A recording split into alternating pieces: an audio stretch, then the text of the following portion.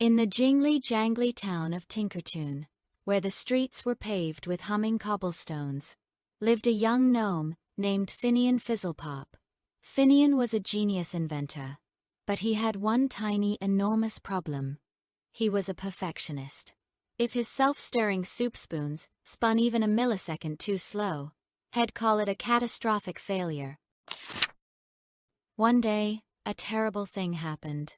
The town's source of music and laughter, the Grand Doo-Dah, was stolen. The Grand Doo-Dah was a magnificent shimmering bubble that floated in the town square, playing a different, delightful tune every hour. Without it, Tinkertoon was silent and sad. As Finnian fussed over his drawings, a cheerful Glimmer-Sprite named Pippin landed on his shoulder. She was tuning a tiny harp, made from a dandelion stem and a spider's thread. Ignoring Finnian, Pippin flitted after the trail of sparkly snot, playing a jaunty tune on her dandelion harp. With a sigh, Finnian gathered his half-finished device and followed.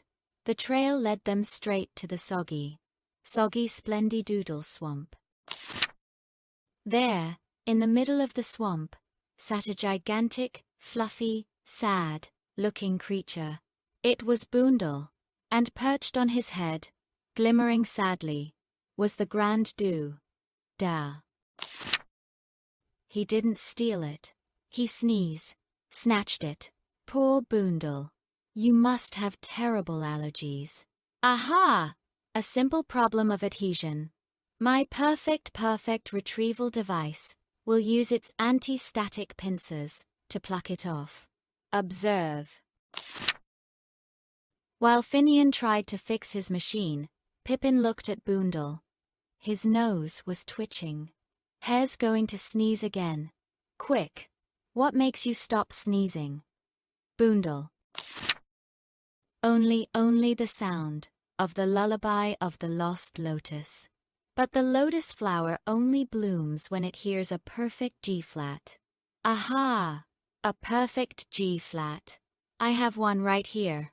My chance for a perfect solution. But as Finnian raised the tuning fork, Boondle let out another mighty aa-chew. The sneeze blast sent the tuning fork flying into the swamp, with a sad plunk. Finnian stared in horror. Don't worry. We don't need perfect.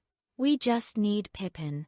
Pippin closed her eyes, took a deep breath, and hummed a note. It wasn't a perfect G-flat. It was a little wobbly, and a tiny bit off key, but it was filled with so much hope and kindness that a nearby lotus bud slowly, beautifully, began to bloom. The lotus released a soft, soothing melody, the lullaby of the lost lotus.